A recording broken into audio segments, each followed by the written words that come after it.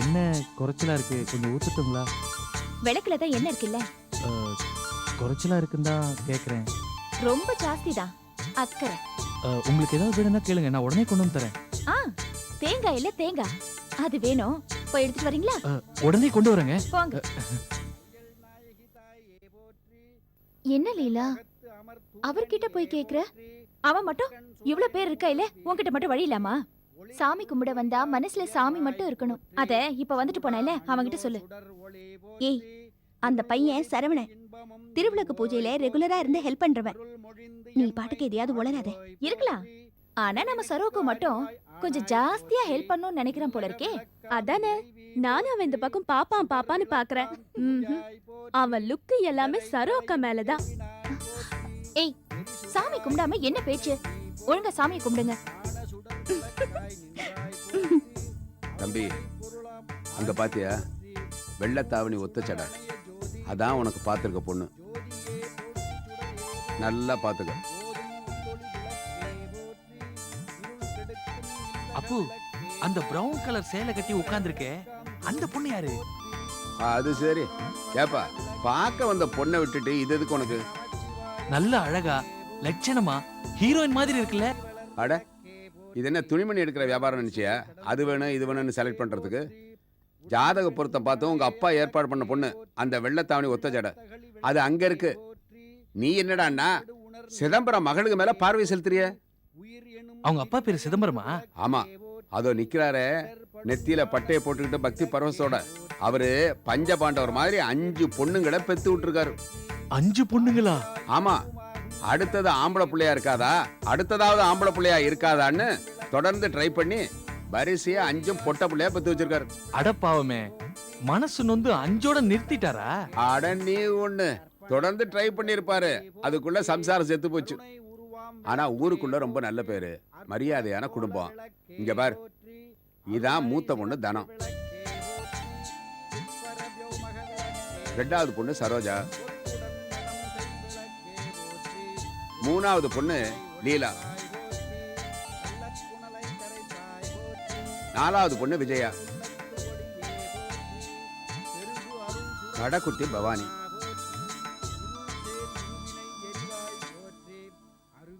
தம்பி, தாங்குமா? இந்த சம்பந்தம் உனக்கு தாங்குமா? அப்பு, நமக்கு அந்த வெள்ளத்தாவணி ஒத்த ஜடை தான். வாங்க, இந்தாங்க தேங்காய். பூஜைக்கு தானே? இல்ல, எங்க வீட்டு சட்னிக்கு. என்னங்க இப்படி எல்லாம் பேசுறீங்க?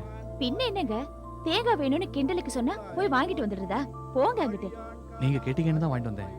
இப்பவும் நான் தான் சொல்றேன், வேணாம், தொந்தரவு பண்ணாதீங்க, போங்க அங்கிட்டு.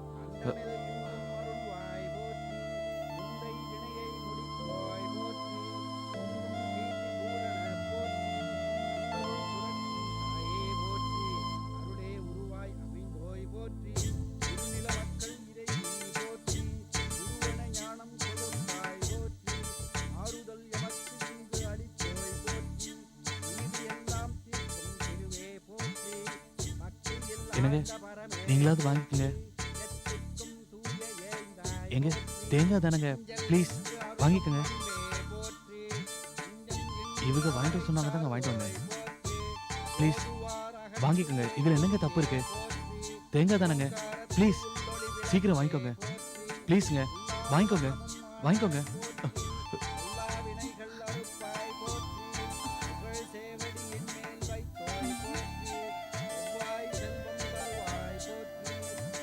என்ன? ஒண்ணு இல்ல. உலகம் உவப்புற வாழ்வருள் போற்றி, உயிர்களில் பசிப்பிணி ஒழித்தருள் போற்றி, செல்வம் கல்வி சிறப்பருள் போற்றி, அல் அன்பு ஒழுக்கம்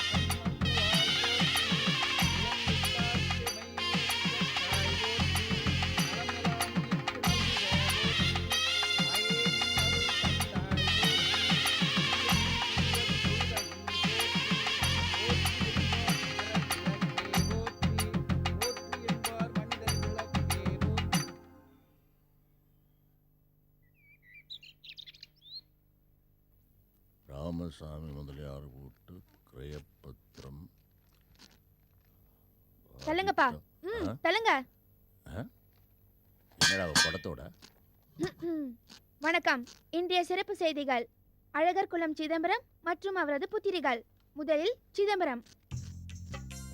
அழகான தோற்றம் கொண்ட இந்த 60 வயது இளைஞர் பத்திரம் எழுதுவது, தரகு வேலை பார்ப்பது, சிறு தொழில்கள் செய்வது என 24 மணி நேரமும் சுறுசுறுப்பாக இருப்பவர். அடுத்தது மூத்த மகள் தனம்.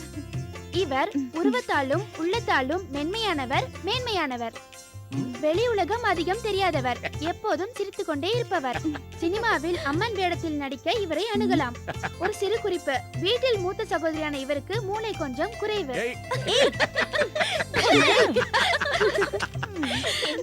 அடுத்தது இந்த வீட்டின் கதாநாயகியான சரோ என்கிற சரோஜா. வீட்டின் நிதி நிர்வாகம் மற்றும் அப்பா சகோதரிகளை பராமரிப்பது என வாழ்ந்து கொண்டிருக்கும் இரண்டாவது அன்னை தெரசா. தெருவில் இருக்கும் ஒரு நாய் அடிபட்டால் கூட 4 மணி நேரம் ஃபீல் பண்ணுபவர். பல இளைஞர்களை கிறங்க வைக்கும் அழகு இருந்தாலும் இளம் வயது அவையாராக வாழ்ந்து கொண்டிருப்பவர். வீட்டில் இரண்டாவதாக இருந்தாலும் அனைவருக்கும் அம்மாவாக இருப்பவர். தனக்கென தனி ஆசைகள் இல்லாத சரோ எங்கள் பெருமைக்குரிய அறிமுகம். சரோ செய்யும் மிகப்பெரிய குற்றம் என்னை அடிக்கடி கண்டிப்பது.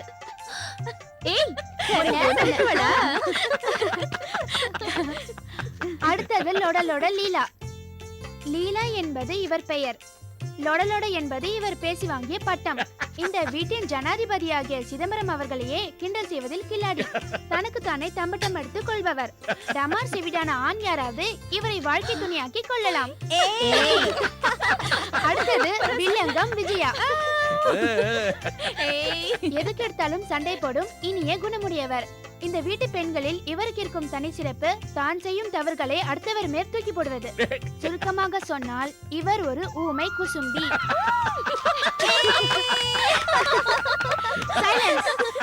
அடுத்தது அப்பாவின் அழகு பெண் கடைக்குட்டி பவானி. இவளிடம் பல சிறப்புகள் உள்ளது. இவன் இன்னைக்கு இந்த போடு போடுறா. ஐயா ஐயா ஐயா, தடங்களுக்கு வருந்துகிறோம். ஏய், போய் பாரு யாருன்னு.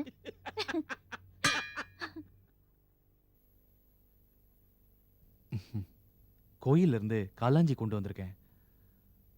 கொஞ்சம் குடிக்க தண்ணி வேணும். கொண்டு வரேன்.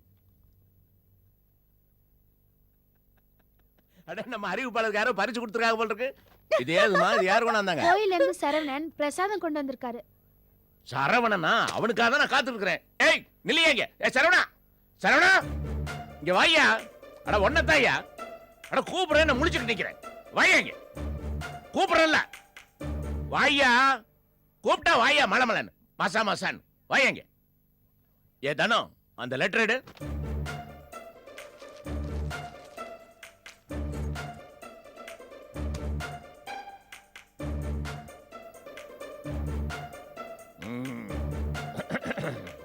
தண்ணியா இருக்கு. ஓ, இவருக்கு குடி குடி. ஆமா, இங்க ஒரு கம்பு வச்சு. ஏயா, என்னாச்சு? ஒண்ணு இல்லையா, நான் கிளம்புறேன். கிளம்புறியா? குடுக்கறத வாங்கிட்டு போயா. அந்த கம்படுமா சீக்கிரம்.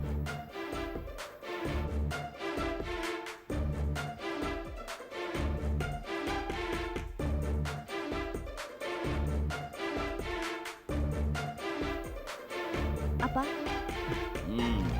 உன்னை நிப்பாட்டினதே இதுதான். என்ன தெரியுதா? லெட்டர் கொடுப்ப, ட்ரஸ்டி கிட்ட கொடுப்ப, முன்சி விட்ட கையெழுத்து வாங்கி ட்ரஸ்டி கிட்ட கொடுப்பேன். தண்ணியை குடிச்சாச்சுன்னா சொம்ப கீழே வையா. இது கூடவா சொல்லி கொடுப்பான்? 3 நாள சாக்கடை குத்துல அந்த கம்ப தேடிக்கிட்டு இருந்தேன். ஐயா, நான் கிளம்புறேன் ஐயா. இன்னுமா போகல? போயா சீக்கிரம். குத்தணும் இல்ல இவன ஒருத்தன். லெட்டர் கொடுக்க என்ன இந்த மொழி முழிக்கிறான்? இவனெல்லாம் போஸ்ட் பண்ண ஆக மாட்டான்.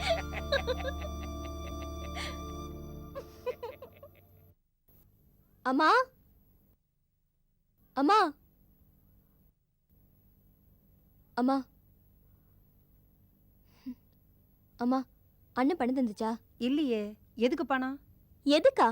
எக்ஸாம் ஃபீஸ்க்காக கேட்டிருந்தனே, தெரியாதா உனக்கு? வயசாயிடுச்சுலம்மா.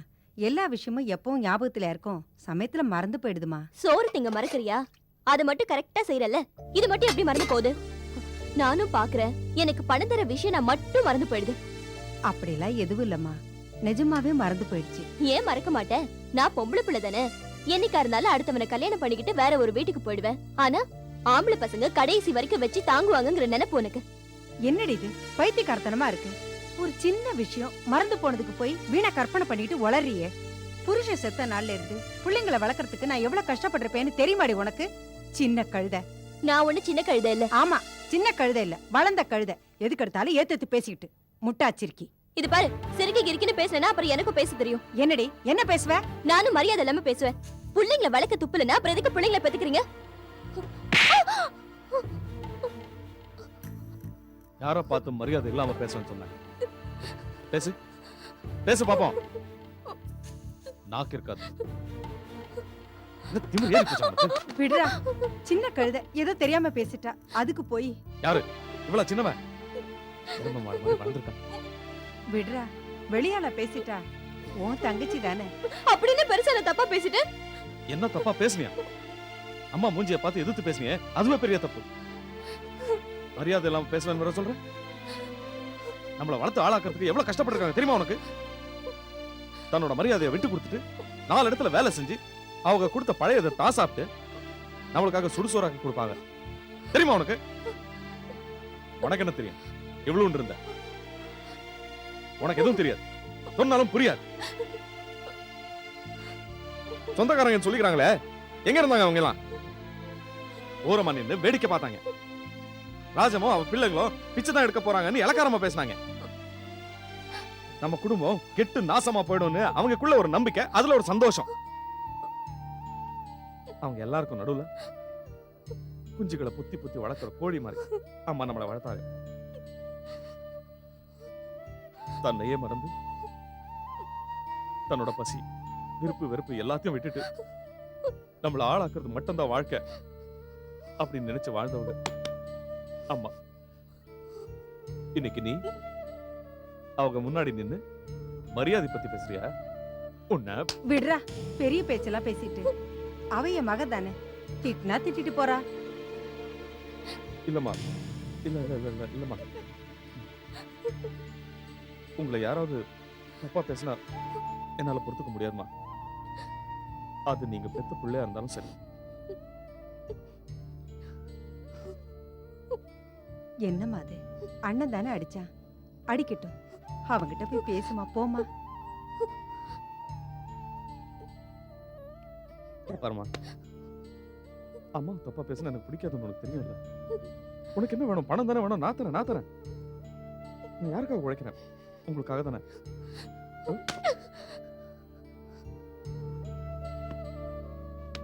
இப்போ பணத்துக்கு என்னடா பண்ண போற? தெரியலமா, எப்படியாவது ஏற்பாடு பண்றேன். எப்பவுமே உனக்கு தாண்டா கஷ்டம்.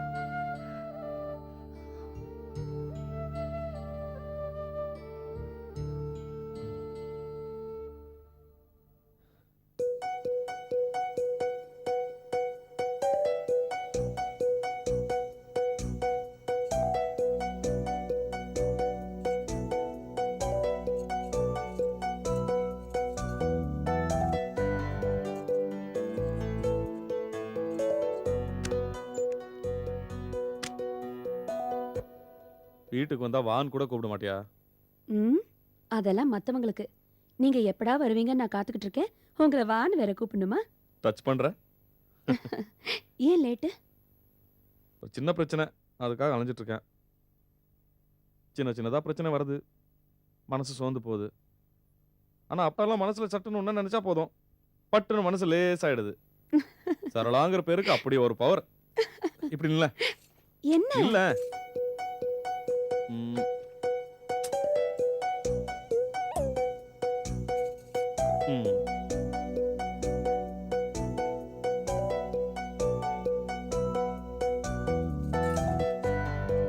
சும்மா அப்படி ஜொலிக்கிற. சரி, என்ன சாப்பிடுறீங்க? இப்போ ஒன்றும் வேணாம் சொல்லலாம். ஏன்? ஒரு அவசர வேலை இருக்கு, போனோம். உங்க வேலையெல்லாம் தூக்கி குப்பையில போடுங்க. இன்னைக்கு பூரா நீங்க என் கூட தான் இருக்கணும். வாங்க. சொன்னா கேள சரலா. வாங்கன்னு சொல்றேன்ல.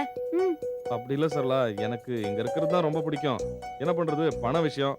போலன்னா ஆள் கிடைக்க மாட்டான். என்ன பணம்? வசூலா? இல்ல, கடன். கடனா? எதுக்கு? அதெல்லாம் உனக்கு எதுக்கு, விடு. என் கஷ்டம் என்னோட போட்டோம். இதெல்லாம் உன்கிட்ட வேற சொல்லிட்டு. எதுக்காக என்ன இப்படி பிரிச்சு பேசுறீங்க? எதுவா இருந்தாலும் என்கிட்ட சொல்லுங்க. விடு சரளா. சொல்லுங்கன்னு சொல்றேன்ல. அது வேற ஒன்றும் இல்லை. என் தங்கச்சிக்கு காலேஜ் ஃபீஸ் கட்டணும். அது இல்லாமல் வேற செலவெல்லாம் வேற இருக்கு. ஒருத்தர்கிட்ட பணத்துக்கு சொல்லி வச்சிருந்தேன், வட்டிக்கு தான். அவர் 2 நாளாக இழுத்தடிச்சிட்டு இன்னைக்கு தான் தரேன்னு சொல்லியிருக்காரு. நான் நேரத்துக்கு போகலன்னு வச்சுக்கோ, அப்புறம் உங்களுக்காக தான் வெயிட் பண்ண, நீங்கள் வரல இன்னொரு பார்ட்டி கொடுத்துட்டேன்னு சொல்லிடுவார். காரியம் கெட்டு போயிடும். ஃபீஸ் கட்டுறதுக்கு நாளைக்கு தான் லாஸ்ட் டேட்டு. அப்புறம் தங்கச்சிக்கு பதில் சொல்ல முடியாது. வரேன். என்னங்க ம். இப்படி வாங்க, உட்காருங்க. என்ன சரளா? உட்காருங்க. இங்க பாருங்க, எதுக்காக பணத்துக்கு இன்னொருத்தருக்கு கெஞ்சணும்? வட்டிக்கெல்லாம் பணம் ஒன்றும் வாங்க வேண்டாம். என்ன கேட்டா நான் கொடுக்க மாட்டேனா? சரளா வேணாம் சரளா, அது தப்பு. நான் உன்னை ஏமாத்துற மாதிரி ஆயிடும். அப்படியெல்லாம் எதுவும் இல்லைங்க. நானா விருப்பப்பட்டு தானே கொடுக்கறேன். அது எப்படி தப்பாகும்? இல்லை சரளா, நீ என்ன சொன்னாலும் எனக்கு சங்கடமா தான் இருக்கு. இங்க பாருங்க, நான் என்ன வேத்து மனுஷியா? பேசாம இங்கேயே உட்காருங்க, சமையல் பண்றேன், சாப்பிட்டு இங்கே இருங்க. பணம் கொடுக்குறவன் போயிடுவானே. விடிய விடிய ராமாயணம் கேட்டுட்டு கேக்குற கேள்வியை பாரு. வட்டிக்கு பணம் வாங்குறதெல்லாம் தப்பு. எவ்வளவு பணம் வேணாலும் நான் கொடுக்கறேன்.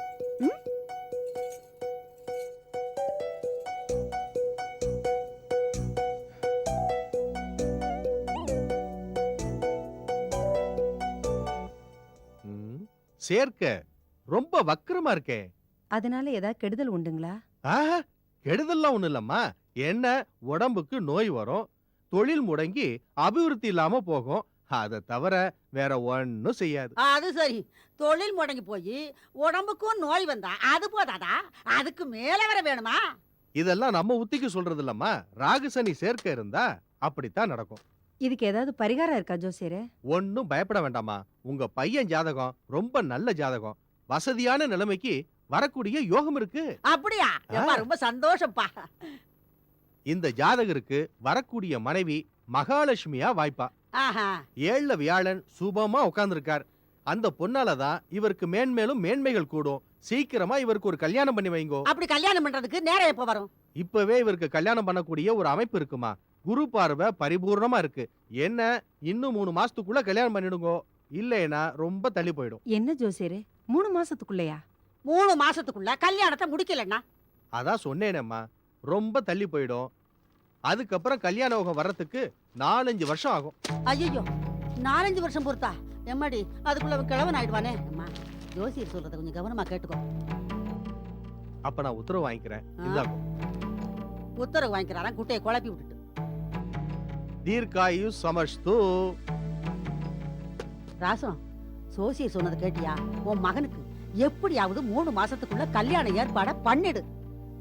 எப்படி 3 மாசத்துக்குள்ள முடியும்? பொண்ணு பார்க்க வேணாமா? செலவு எவ்வளவு கிடக்கு? நம்ம கையிலயும் 4 காசு வேணும்ல. அடி, என்னடி இவ புரியாதவளா இருக்கா? கல்யாணம்னு நீ ஆரம்பிச்சுட்டு வையே, ஒன்ன கேட்டு என்ன கேட்டா நடக்கும். அது பாட்டுக்கு தன்னால நடக்கும். நீ ஆரம்பி.